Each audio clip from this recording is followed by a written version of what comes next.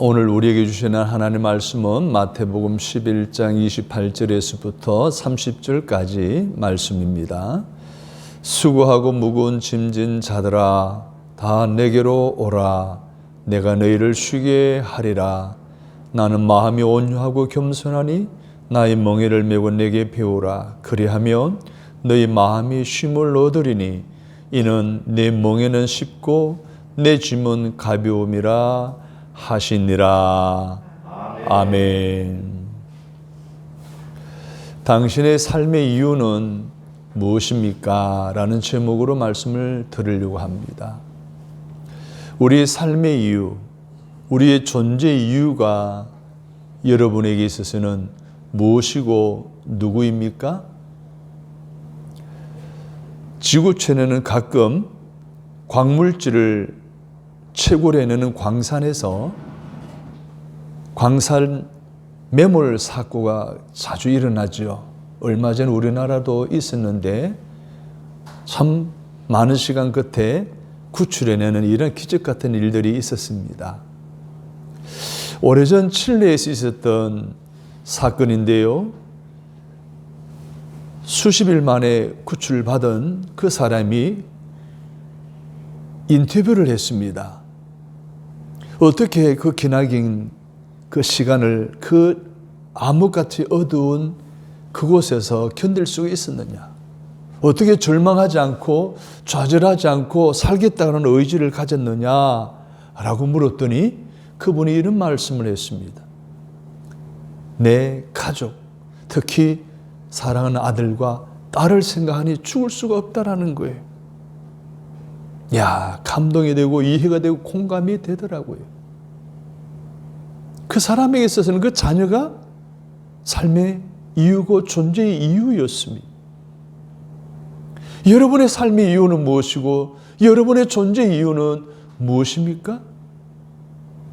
우리도 세상 사람들 같은 그러한 존재 이유, 그런 삶의 이유에 머물러 있는다라고 한다면 우리는 더 이상 그리스도인이 아닐 것입니다.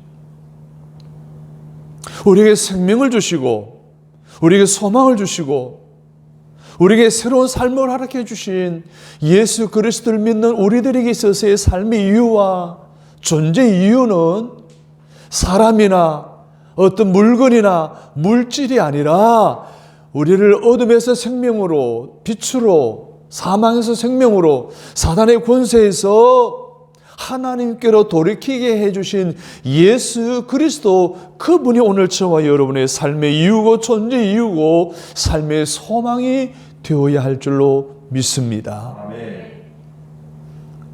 그분이 우리의 생명의 원인이 되시기 때문에 그분이 우리의 삶의 이유가 되어져야 한다는 것이 바로 오늘 성경이 우리에게 말씀해 주고 있는 교훈입니다. 여러분, 예수님이 그러한 삶의 이유가 되시고 존재의 이유가 되시기 위해 이 세상에 인간의 몸을 입고 이 땅에 오신 줄로 믿습니다. 아멘. 오셔서 우리 모든 죄를 다 짊어지시고 십자가를 지심으로 죽으심으로 다시 죽음 가운데 부활하심으로 그리고 하늘나라 성천하심으로 우리에게 소망을 주신 거예요. 내 생명의 길이고 은인입니다. 내 삶의 소망이고 희망입니다. 내 삶의 근거고 에너지고 열정의 권원이 되어지는 예수 그리스도, 그분을 내 삶의 이유고 내 삶의 존재로 여길 수 있는 사람이라면 오늘 저와 여러분에게 주신 특별하신 주님이 가지고 오신 놀라운 축복과 은혜 가운데 저와 여러분도 거하게 되어줌으로 우리의 삶의 변화가 일어날 것이고 우리의 삶의 희망이 일어날 것이고 우리의 삶이 따뜻해질 것이고 우리의 삶이 더 이상 사단의 세상에 얽매이지 않고 하나님께 얽매이고 하나님께 인도를 받아 하나님이 예비하신 축복의 나라로, 축복의 자리로, 축복의 환경으로 나아가게 되는 하나님의 놀라운 축복의 주인공이 다 되어주실 수 있음을 믿으시면 아멘 하시기를 바랍니다. 아멘. 사랑하는 여러분, 지금까지 여러분의 삶의 이유가 자녀였다면, 직장이었다면, 돈이고 경제적인 것이었다면, 아니면 지식이었다면, 아니면 이타적인 삶이었다면 그 모든 걸 그대로 유지하시기를 바랍니다. 그러나 거기에 하나를 더 얹어서 더 위에다 더 하나 추가해서 예수 그리스도, 나에게 생명을 주시고 나에게 빛을 주시고 나에게 하나님의 자녀 삼아주신 예수 그리스도를 여러분의 인생의 삶의 이유로 삼고 존재 이유로 삼을 때에 그분이 여러분의 삶을 책임지실 줄로 믿습니다. 그분이 여러분의 장래를 책임지실 줄로 믿습니다. 하나님이 여러분의 가정을 평안하게 해주시고 여러분의 자녀들이 잘 되게 해주실 줄로 믿습니다. 따라서 합니다. 내 삶의 이유는 예수 그리스도이십니다. 왜라고요? 그분은 나에게 어둠 가운데서 빛으로 인도해 주셨고 사망에서 생명으로 구원해 주셨고 사단의 세상의 얼매임으로부터 하나님께로 돌이키게 하시는 놀라운 축복을 허락해 주셨기 때문입니다. 그러면은 더 구체적으로 오늘 본문을 통해서 왜 예수님이 내 삶의 이유가 되어야 하는지 주시는 메시지를 이 시간에 우리 함께 나누는 귀한 시간을 갖기를 원합니다. 따라서 합니다. 내 인생에 희망이 되는 메시지를 들려주시는 예수님이기 때문에 내 인생의 존재의 이유가 됩니다. 할렐루야. 우리 주님이 내 삶에 필요한 희망의 메시지를 들려주신다라고 말씀하셨는데 구체적으로 무엇일까요? 28절을 봅니다. 시작. 수고하고 무거운 짐진 자들아 다 내게로 오라. 내가 너희를 쉬게 하리라. 수고하고 무거운 짐진 자들아 다 내게로 오라. 내가 너희를 쉬게 하리라. 할렐루야. 여러분, 세상에 짐을 지지 않는 사람은 없습니다. 인생 그 자체가 짐이라고 하는 부분에 다들 공감하실 거예요. 사는 그 자체가 짐이에요. 부귀의 영화를 누리는 사람도, 가난하게 사는 사람도, 지식 있는 사람도, 지식이 없는 사람도 다 짐을 지고 갑니다. 지식 있는 사람, 지식이 짐이 되는 경우가 참 많습니다. 배우지 못한 사람은 무식이 짐이 되는 경우가 얼마나 많습니까? 가난한 사람은 가난이, 부자인 사람 부자가 결국 짐이 되는 경우들이 얼마나 많은 줄을 모릅니다. 그런 사람들에게 다 내게로 오라라고 말씀하시는 거예요. 내가 너희들이 지고 있는 짐을 다 벗겨주리라, 쉼을 얻게 하리라 라고 하신 이것이 내게 있어서 희망의 메시지가 아니고 무엇이겠습니까? 수고하고 무거운 짐을 진 여러분, 다 내게로 오라고 하신 주님의 초청에 응하심으로 희망의 메시지를 듣고 그 짐을 벗겨주시는 하나님의 은혜로 안식과 쉼과 평안을 누리는 회복하는 저와 여러분이 되시기를 주님의 이름으로 축복합니다. 아멘. 성도 여러분, 우리의 삶을 힘들게 하는 것이 이 세상 삶에서 다양하게 나타납니다. 어디에서 무엇을 하든지 우리에게 경험되어지고 체험되어지는 모든 것, 우리 눈에 보여지고 만져지는 모든 것은 짐이 아닐 수가 없어요. 우리 학생들은 공부가 짐이에요. 어떤 사람들은 재미있다고 그래. 짐이 아닌 학생들도 있지만 대다수 학생들은 공부가 짐이에요. 직장생활 하시는 분은 직장 자체가 짐일 수가 있어요. 오늘도 그 인간을 만나야 되냐? 오늘 어떤 일이 나를 기다리고 있을까라는 등등의 많은 짐이 오늘 우리를 짓누르는 그런 매일매일의 삶을 살아가고 있어요. 여러분, 농사를 짓는 사람들이 어깨에 매는 것만 짐입니까? 아닙니다. 사업하는 사람들에게 경영이 짐이에요. 교육하는 사람에게 가르침이 짐이잖아요. 방금도 말씀드렸지만 공부하는 학생들은 공부가 짐이에요. 공무원들은 업무가 짐이 될 수가 있어요. 그래서 짐을 안 진 사람은 없습니다. 짐 아닌 것이 이 세상에 아무것도 없습니다. 살아보면 모두가 짐인 거예요. 심지어 자기 자신도 짐이 돼요. 남편과 아내도 짐이 되고 부모와 자식이 짐이 되는 경우들이 얼마나 많습니까? 그 짐을 스스로 극복하지 못해 어떤 부모들은 자식을 버리는 부모들이 있잖아요. 어떤 자식들은 부모를 죽이는 참 안타까운 일들이 일어나잖아요. 짐이 아닌 것이 없다는 거예요. 모두가 짐이라는 거예요. 그런데 이 세상에서 어느 누구도 이 무거운 짐을 내 스스로 벗을 수 있는 이 짐을 벗겨줄 수 있는 사람이나 재력이나 권력이 없다는 거예요. 그래서 많은 사람들이 무거운 짐을 지고 허덕이면서 이곳저곳 기웃거립니다. 불교를 갔다가 이슬람교를 갔다가 토속 종교로 빠졌다가 교회로 왔다가 이렇게 찾아 헤매는 이유가 이 무거운 짐을 좀 벗고 싶어서 그런 거예요.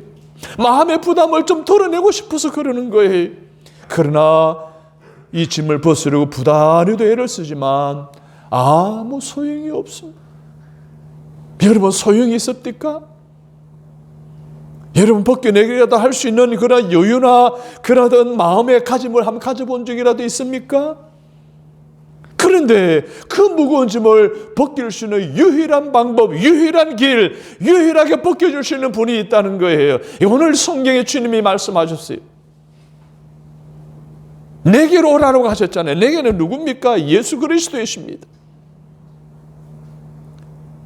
나를 어둠에서 빛으로, 사망에서 생명으로, 사단의 얼매임에서 하나님께로 돌이키게 하신 그 예수님이 수고하고 무거운 짐을 진 자는 다 내게로 오라는 거예요. 그래서 내 짐을 벗겨줄 이는 예수 그리스도밖에 없다는 거예요. 세상 어느 누구도, 어느 종교에서도 수고하고 무거운 짐자는 다 오라 내게로 오라, 내가 너를 쉬게 하리라고 하신 말씀을 한 적이 없어요.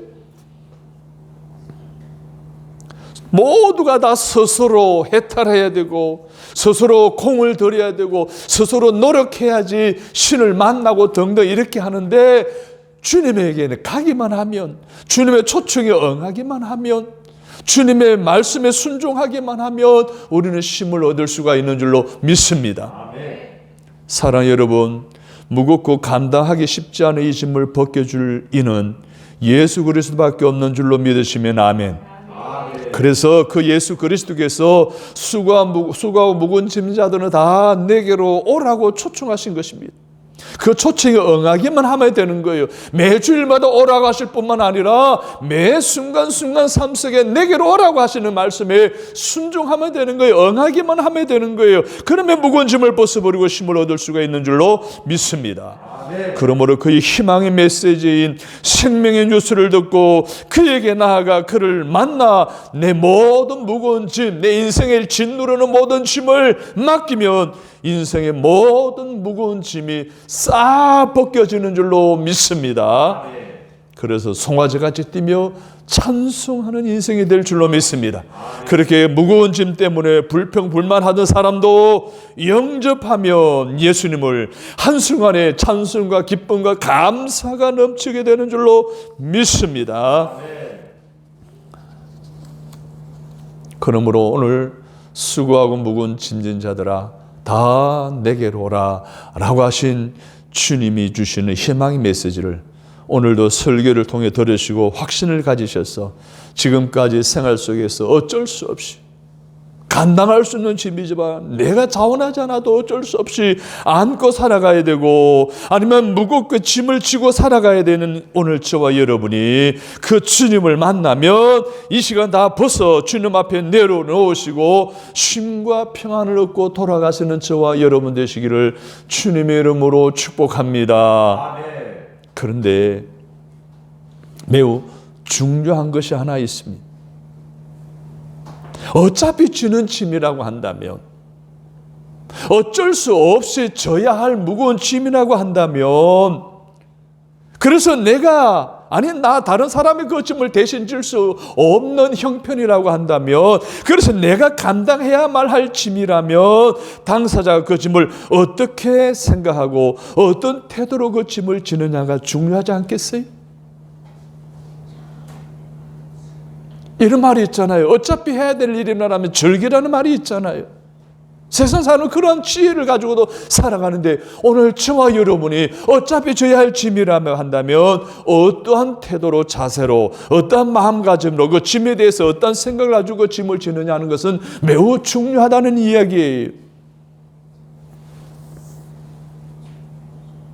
지금 아픈데 너무 통증 때문에 아픈데 병원에 가면 의사도 모르는 병이 너무나 많아요.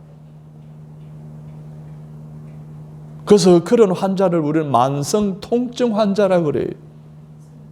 여러분 최근 10년 이내에 새롭게 생긴 의원들이 마을 구석구석 얼마나 많이 생겼어요. 통증의학, 통증 이런 이름의 간판을 건 병원들이 너무 많이 생겼어요.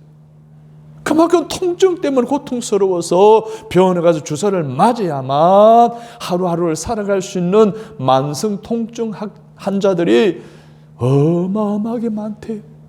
그래서 우리도 군산 시내에 가면 그런 통증 의원들이 굉장히 많습니다. 그런데 미국의 스탠퍼드 대학에 크리스토프 참스라고 하는 박사님이 이 통증에 대해 연구를 하다가 한 가지 사실을 발견했어요. 사람 환자 스스로 이 통증을 고칠 수 있다는 거예요. 환자가 어떤 말을 하느냐에 따라서 통증을 고칠 수도 있고 고치지 못할 수도 있다는 거예요. 그래서 크리스토퍼 참스 박사가 이렇게 제안했어요. 환자들마다 우리 환자님 이제는 앞으로도 안 아프다고 계속 안 아프다고 계속 말을 하십시오. 그것을 30분, 1시간 동안 계속 말하게 되면 통증이 사라지게 됩니다. 근데 환자들이 그 의사의 말을 따라 했더니 진짜 통증이 사라지는 것을 체험하게 돼요. 근데 참스 박사가 그걸 더 깊이 연구했는데 그렇게 나는 안 아프다 계속해서 이야기하며 내 뇌에서 RACCP라고 하는 호르몬이 생성이 되어진대요. 그 호르몬이 우리의 통증을 무뎌지게 만든다는 거예요. 야, 놀랍지 않습니까? 돈 하나 들이지 않고 내 입만 안 아프지 않다 계속 이야기하면 그리고 통증도 사라지게 되는 이 놀라운 사실을 참스 박사는 발견한 거예요. 그런데 여러분 성경에는요 더 놀라운 사실이 있어요. 여러분 민수기 14장 28절에 보면 그들에게 이르기를 여호와의 말씀에 내 삶을 두고 맹세하노라. 하나님이 지금 맹세하신다는 거예요. 따라서 합니다. 너희 말이 내 귀에 들린 대로 내가 너희에게 행하리니. 너희 말이 내 귀에 들린 대로 내가 너희에게 행하리니. 할렐루야. 오늘 우리의 말이 하나님께 들려진 대로 하나님이 역사하셔서 그 말대로 되게 하신다는 거예요. 할렐루야. 얼마나 좋은 일입니까 여러분. 우리가 하나님께 내 형편과 내 무거운 짐에 관한 모든 것을 하나님께 고하면 알려드리면 맡겨드리면 하나님이 다 역사하셔서 벗겨지게 하고 사라지게 하고 자유함을 누리게 하여 주신다는 사실을 믿으시기를 주님의 이름으로 축복합니다. 아멘. 자, 그렇다라고 한다면 오늘 우리 그리스도인들은 긍정의 말을 해야 되겠죠. 불평의 말, 원망의 말, 안 된다는 말, 부정의 말 하면 돼요, 안 돼요? 안 됩니다. 그러면 우리는 늘 긍정의 말을 해야 됩니다. 따라서 합니다. 긍정 200%의 믿음. 예, 긍정 200%의 믿음으로 할 수 있다 하면 된다. 그래, 어려움이 와도 무거운 짐을 지도 나는 견뎌낼 수 있어. 하나님 벗겨주실 거야 라고 하는 희망 섞인 메시지를 날마다 선포하는 저와 여러분 되시기를 주님의 이름으로 축원합니다. 사무엘 상에 보면 다윗이라는 왕이 나옵니다. 우리 잘 아는 대로 다윗은요 목동이면서 악사였어요. 연주가였어요. 그것 때문에 사울 왕의 발탁을 받아요. 궁중에서 악사로 생활을 해요. 그런데 다윗이 점점 더 성장하면서 더 많은 업적을 남기게 되자 시기를 당해요. 사울 왕에. 그래서 사울이 다윗을 죽이려고 함으로 여러 번 죽을 고비도 넘겼어요. 나중에 왕이 되어서는 아들 압살롬이 반란을 일으켜서 자기를 죽이려고 쫓아다녀요. 그런 가운데도 단 한 번도 원망하거나 불평하는 적이 없어요. 그때마다 하나님을 의식해요. 그때마다 하나님을 높여드려요. 그때마다 하나님에 대한 긍정적인 믿음으로 하나님이 모든 문제 해결해 주실 것이라고 하는 마음과 믿음을 가지고 하나님의 때를 기다리고 있는 거예요. 원망의 말을 한 번도 하지 않았다는 거예요. 부정적인 말을 하지 않았다는 거예요. 여러분, 요셉을 한번 보실까요? 요셉은 형들의 미움을 받아 노예로 팔려갔잖아요. 보디발의 집에서도 모함을 당해서 감옥에 갇히게 되잖아요. 그런데 그런 과정 속에도 전혀 왜 내가 이런 곳에 팔려와서 이런 고생을 하느냐라고 말하지 않았어요. 불평하지 않았어요. 원망하지 않았어요. 남의 탓으로 돌리지 않았어요. 전적으로 하나님의 계획하심이 있고, 할렐루야, 하나님의 뜻이고, 할렐루야, 하나님이 내 문제를 해결해 주실 것이라는 확실한 믿음을 가지고 있었어요. 사랑하는 여러분, 그렇게 살았던 다윗과 요셉을 여러분 잘 알고 있잖아요. 얼마나 멋진 인생입니까? 얼마나 잘 되었습니까? 얼마나 놀라운 복을 받았습니까? 사랑하는 성도 여러분, 수고하고 무거운 짐을 질 수 있어요. 내 형편이 그 충분히 내가 견딜 수 없는 고통일 수 있어요. 그래도 그런 상황 속에서 안 된다고 주저앉아서 가슴을 치거나 세상 욕을 하거나 주변 사람들을 저주하거나 비판하거나 비난하며 침뱉으며 책임 전가하고 이러면 우리는 요셉이 될 수도 없고 다윗이 될 수도 없습니다. 본문 28절의 말씀처럼 내 인생에 희망을 메시지를 주신 주님이 내 안에 계시고 나와 동행하시기에 우리도 언제든지 입을 열기만 하면 긍정 200%의 믿음으로 희망의 메시지를 선포할 수 있는 저와 여러분 되시기를 바랍니다. 그러므로 아무리 버거운 문제의 짐을 지고 있더라도 다 내게로 오라는 주님의 음성을 들으십시오. 그리고 나아가십시오. 그분께 모든 짐을 맡기십시오. 그러면은 하나님의 놀라우신 은혜, 쉼을 얻게 하시는, 평안을 얻게 하시는, 자유함을 누리게 하시는, 기쁨을 얻게 하시는 하나님의 축복의 주인공이 다 되어줄 수 있는 저와 여러분이 되시기를 주님의 이름으로 축원합니다. 아멘. 두 번째로 예수님이 내 삶의 존재의 이유는 무엇일까요? 따라서 합니다. 예수님이 내 삶의 롤 모델이 되시기 때문입니다. 내 삶의 이유가 되시는 예수님이 우리의 롤 모델이 되신다면 우리가 예수님에게서 배워야 할 것이 무엇일까요? 예수님이 어떤 성품을 배워야 할까요? 오늘 본문은 세 가지를 말하고 있습니다. 첫째는 온유한 마음을 배우라는 거예요. 어떤 마음요? 온유한 마음이에요. 여기서 마음은 카르디아인데 우리 몸의 신장 기능을 의미합니다. 그런데 그것만의 의미로 머무는 것이 아니라 히브리적 관념으로 보면 인간이 지닌 전인격적인 핵심적인 자로 보는 거예요.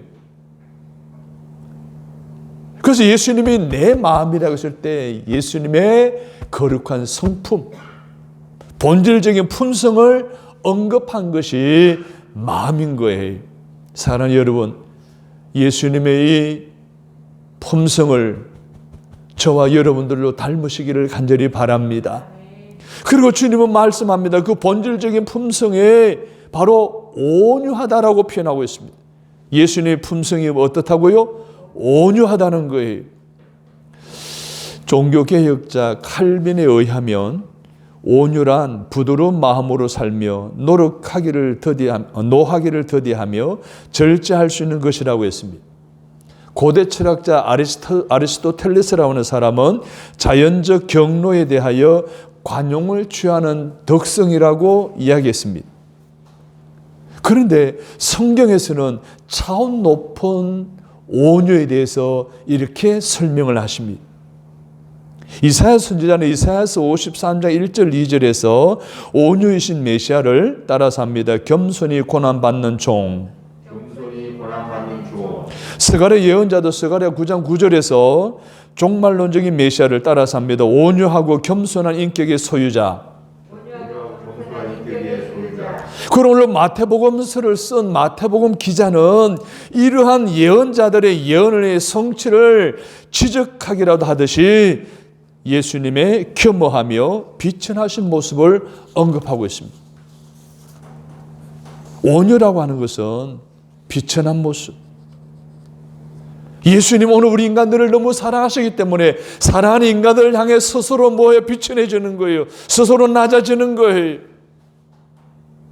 단순히 노하지 더디하는 것, 아름다운 덕성에 머무는 것이 아닙니다. 상대방을 위해서 단을 위해 섬기며 단을 숨기다가 당하는 고통까지도 내가 다 끌어안는 것을 의미하는 거예요. 할렐루야. 이게 예수님의 온유한 마음이라는 거예요. 우리 롤 모델 되시는 예수님의 온유한 마음을 오늘 저와 여러분들을 닮으셔서 나 자신의 아름다운 너그러운 덕성을 뿐만 아니라 다른 사람들을 위해 타인을 위해서 이타적인 정신을 가지고 그들을 위해서 희생하고 그들을 위해 섬기고 그들을 위해서 봉사하는 아름다운 온유하는 마음을 가지고 그 여러분들의 영향력을 더 확대시켜 나가 주변에 많은 사람들을 주께로 이끌어 올 수 있는 저와 여러분 되시기를 주님의 이름으로 축원합니다. 아멘. 따라서 합니다. 나는 마음이 온유하고 겸손하니. 나는 마음이 온유하다는 것은 예수 그리스도 온유하심을 본받는 저와 여러분이 그 온유해지신 예수님처럼 우리들도 그렇게 살아야 된다는 거예요. 이렇게 느껴지는 예수님의 마음을 우리 인간관계에서 여러분의 도덕적인 가치관으로 삼으시기를 바랍니다. 삶의 롤 모델로 삼으시기를 바랍니다. 그래서 예수님처럼 다른 사람들에게 선한 영향력을 발휘할 수 있는 저와 여러분이 되어지도록 닮아가야 할 주님의 마음인 것을 믿으시고 실천에 옮기실 수 있는 저와 여러분 되시기를 간절히 바랍니다. 그런데 성경에 보면 온유한 자가 뭐가 있다? 복이 있다 하셨어요. 마태복음 5장 5절에 보게 되면 온유한 자는 복이 있나니라고 하셨어요. 사랑하는 여러분, 우리의 롤 모델이신 예수님의 마음인 온유함의 마음을 배우시면 우리에게 복이 임하는 줄로 믿습니다. 아멘. 어떤 복을 받는다고 했습니까? 땅을 기업으로 받는다고 했습니다. 온유한 자는 복이 있나니 그들이 땅을 기업으로 받을 것이며 할렐루야. 여기서 땅은 공간적인 개념이기도 합니다. 그러나 공간적인 개념에만 국한되는 것은 결코 아닙니다. 그래서 마태복음에만 45번이나 땅에 대한 이야기가 나옵니다. 하늘나라도 하나님 통치하신 나라, 이게 다 뭐예요? 땅으로 해석되어진다는 것이 마태복음에만 무려 45번 나옵니다. 그런데 이 땅이 공간적인 개념, 지리적인 공간의 개념에만 머무는 것이 아니라고 했습니다. 물론 지리적인 개념이 강하죠. 창세기 15장 18절에 보면 내가 이 땅을 내 자손에게 주리니 라고 하신 주님의 약속의 말씀에 따라 공간적인 개념이 가나안 땅을 축복으로 허락해 주시지 않았습니까? 뿐만 아닙니다. 히브리적 개념으로 언어적으로 해석하면 계시록 21장 1절에서 약속하신 새 하늘과 새 땅에 들어가는 것 또한 땅을 차지하는 것인 줄로 믿습니다. 사랑하는 여러분, 오늘 우리가 온유하면 땅을 기업으로 받습니다. 그리고 하나님이 다스리시는 나라, 하나님의 영향력 속에 있는 그 환경, 그 사람과의 관계, 그 직장, 그 모든 사회에 하나님의 강력한 하나님의 영향력을 통해서 우리가 많은 사람을 다스리고 많은 사람의 도움을 주는 축복의 공간, 영향력의 공간도 포함되어진다는 사실을 기억하시고 예수 그리스도의 온유한 마음을 닮아가시는 저와 여러분이 되시기를 주님의 이름으로 축복합니다. 아멘. 여러분, 사람이 온유하면요 자연적으로 영향력을 끼치게 되어 있습니다. 제가 자라난 고향에는 돌아가신 이 제철 씨라고 하는 분이 계셨어요. 이분이 참 온유한 분이셔요. 예수 믿지 않는데도 그렇게 온유할 수가 없어요. 그래서 마을에서 무슨 일이 일어나면요, 그 문제를 다 그분 찾아가서 상담하고 상의하고 문제 해결을 받는 것을 어릴 때 저는 보며 자라났어요. 야, 그래 사람들이 존경하는 거예요. 영향력이 커지게 되는 거예요. 땅의 영향력의 범위가 넓어지는 거예요. 여러분, 온유하면 영향력이 있습니다. 온유하면 성장합니다. 온유하면 복을 받습니다.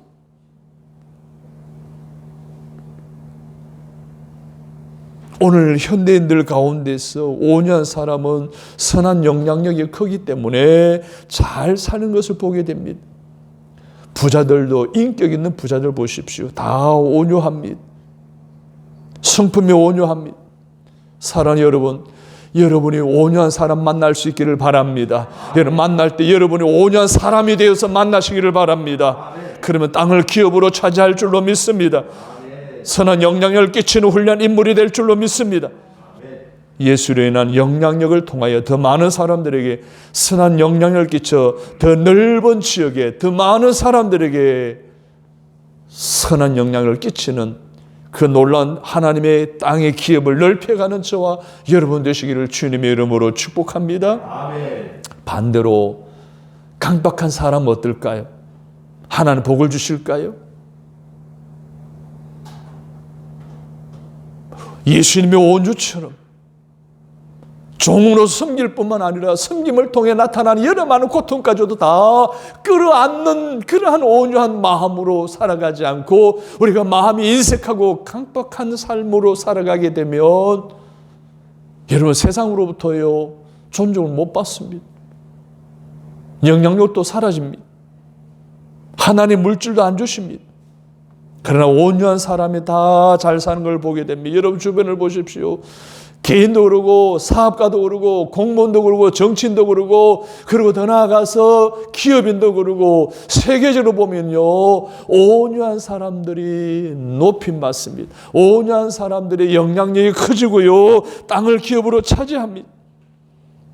우리의 롤모델이신 예수님처럼 온유해야 내 삶의 영향력을 통하여 땅을 넓혀주시는 것을 믿으시기 바랍니다.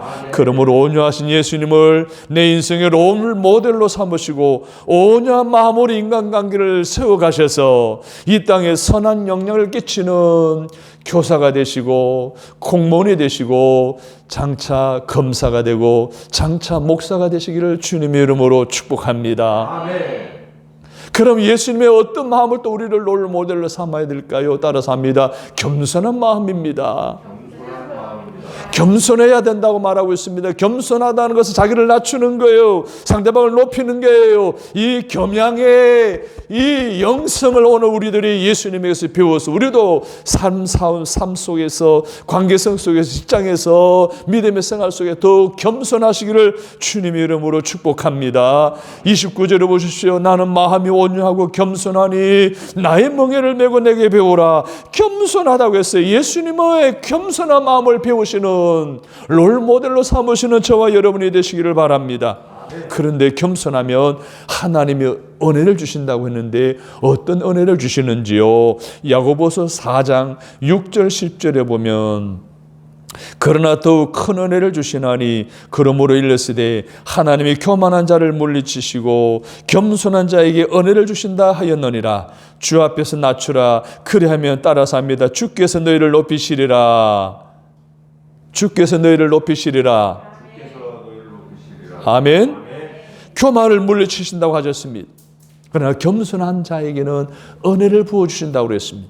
어떤 은혜를 주신다고요? 하나님 앞에서 겸손한 자들은 하나님이 높여주신다는 거예요. 하나님이 세워주신다는 거예요. 할렐루야. 여러분 온유한 마음은 오늘 우리에게 물질과 땅과 이제 영향력에서 평화의 복을 받게 하시지만 겸손은 명예와 리더십의 복을 받게 하셔서 높여주시는 줄로 믿습니다.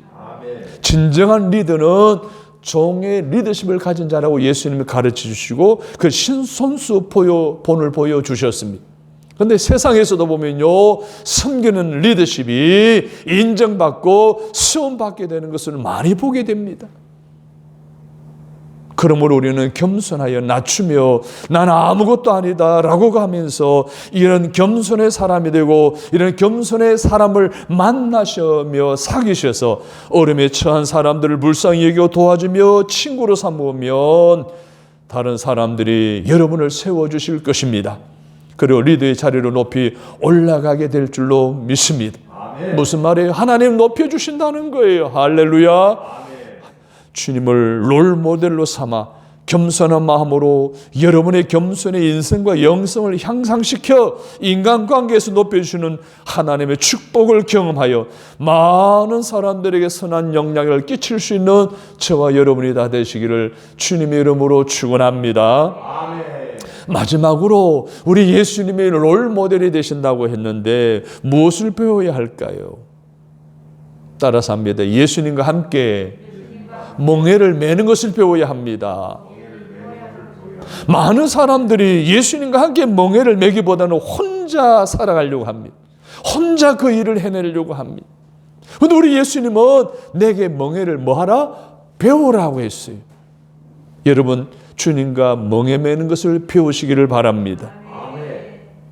여러분 우리나라에는 소의 멍에를 씌울 때 소 한 마리에게 씌우죠. 그래서 이랴이랴 하면서 밭을 갈거나 논을 갈고 논을 쓰리질을 합니다. 요즘은 기계화되었지만 아직도 밭일은 소가 하는 데가 아직도 시골에 가면 많습니다. 그런데 예수님 당시에는 이스라엘의 문화, 농사 문화는 뭔가 하면 한 마리가 아닙니다. 꼭 두 마리가 밭을 갈았습니다. 그래서 한 결이라고 합니다. 우리는 한 마리인데 이스라엘은 두 마리. 여러분 보십시오. 이 사실을 통해서 예수님이 오늘 내게 멍에를 배우라고 하는 것을 내게 와서 배우라, 멍에를 매는 것을 배우라고 하시는 그 이유가 있어요. 그 당시에 이스라엘 문화, 농사 문화처럼 소 두 마리가 함께 할 때 뭐의 힘이 나누어지는 거예요. 가벼워지는 거예요. 짐이 가벼워지는 거예요. 그래서 예수님에게 그 짐을 지라는 거예요. 예수님에게 무거운 고통의 짐을 지라는 거예요. 예수님에게 맡기라는 거예요. 저희 선친께서 토목업을 하시는데 하청 토목업을 하셨어요. 큰 공사를 맡아서 하는데 원청 토목업자가 부도를 내고 도망가 버린 거예요. 어떻게 해요? 인부들 모든 인건비 같은 걸 다 줘야 되는데 결국은 뭐예요? 집에 있는 거 파는데 소도 팔아버렸어. 밭을 갈아도 소를 남에게 빌려야 돼. 이게 얼마나 귀찮아. 미안하고 또 다른 사람들이 또 그 사용할 때 우리가 필요해도 사용할 수가 없어요. 그래서 아버님이 아이디어를 내기를 우리 삼형제, 큰형님, 바로 위에 형님 저 해서 밭으로 불렀어요. 소매는 멍에를 우리가 어깨에 세 사람이 어깨에 해가지고 잡고 해가지고 뭐예요? 밭을 갈았어요. 그래 웬만하면 다 갈라치더라고요. 근데 두 분이 형님 가운데서 끼가지고 하는데요. 제가 꾀가 좀 많거든요. 그래서 꾀를 부리는 거예요. 쏘그리 힘을 입으로는 으쌰 으쌰 으쌰 이래 하는데 힘을 안 주는 거예요. 제가 제 힘을 어떻게 두 형님한테 준 거예요. 여러분 보십시오. 주님께서 내게 와서 멍에를 매는 것을 배우러 가신 이유는 네가 진 짐을 내게 맡기라는 거예요. 여러분 우리는 어떻습니까? 내가 맡기지 않은 거예요. 내가 지려고 하는 거예요. 그러다 보니까 힘이 들고 어려운 거예요. 사랑하는 여러분 지고 있는 모든 짐을 주님께 맡기실 수 있기를 주님의 이름으로 축원합니다. 예수님과 함께 멍에를 매보시면 사랑의 주님이 내게 짐을 지우겠습니까? 주님이 이끄시기에 나는 따라가기만 하면 되는 거예요. 교회 생활도 주님 말씀에 따라가기만 하면 쉬운 거예요. 할렐루야. 믿음의 생활도 편안한 거예요. 할렐루야. 내가 힘주고 내가 하려고 하는 교만한 것 때문에 힘이 들거나 시험에 드는 거예요. 주님을 따라가기만 하면 온갖 축복 다 받는 줄로 믿습니다. 자, 29절에 보니까 내게 배우라고 말씀하셨어요. 뭘 배우라? 주님과 멍에를 함께 매므로 자동으로 주님에게서 배우는 것이 있다는 거예요.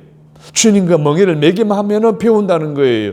온유한 주님과 겸손한 주님과 함께 멍에를 매니 겸손을 배우고 온유를 배우게 되는 줄로 믿습니다. 예수님과 멍에를 함께 메어봐야 나도 배우는 거예요. 사랑해 주님께 나와 함께 하시는 사랑을 배우는 거예요. 주님의 섬김도 배울 수 있는 거예요. 걸어가서 주님과 같이 가니 걸어간 삶을 배우게 되는 거예요. 공의로운 주님과 함께 멍에를 매니까 어이로운 길이 열리게 되는 거예요. 할렐루야. 사랑하는 성도 여러분, 여러분의 남은 생애를 우리 주님의 온유와 겸손을 본받고 예수님의 명예를 함께 맬 때마다 우리 주님이 주시는 해피한 뉴스로 여러분의 길이 활짝 열려지기를 주의 이름으로 축복합니다. 그리고 30절에 이는 내 멍에는 쉽고 내 짐은 가벼움이라 하시니라는 말씀처럼 무거운 짐지고 고달픈 인생을 살아가는 저와 여러분이 한결 쉬워진 삶, 한결 가벼워진 삶을 살아가는 은혜 가운데 다시 한 번 더 회복되는 삶을 살아가시기를 주님의 이름으로 축원합니다. 하나님 아버지,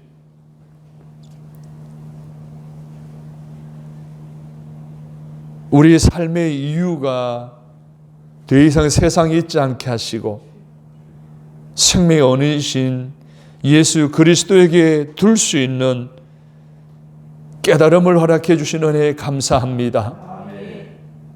하나님 아버지, 믿음의 긍정의 말만 하게 하여 주옵소서. 다윗과 요셉 같은 삶을 살아가는 복된 신앙인이 되게 하여 주옵소서. 겸손에 있어서, 온유에 있어서, 멍에를 매매 있어서 예수님께 배우고 본받아 우리의 매일의 삶 속에 놀라운 땅을 키워볼 영향력을 더 세워가고 세상에서 더 높임받는, 오늘 무거운 짐을 다 벗길 수 있는 은혜 가운데 거하는 저희들 되게 하여 주옵소서. 그래서 이제부터는 내 존재 이유를 예수 그리스도에게 두고 그분을 바라보고 그분에게로 나아가고 그분에게 맡기고 그분에게 배우고 그분이 누렸던 놀라운 역사와 능력과 높임과 하나님의 축복을 우리도 경험하며 간증하며 살아가도록 도와 주옵소서. 예수님의 이름으로 기도드립니다. 아멘.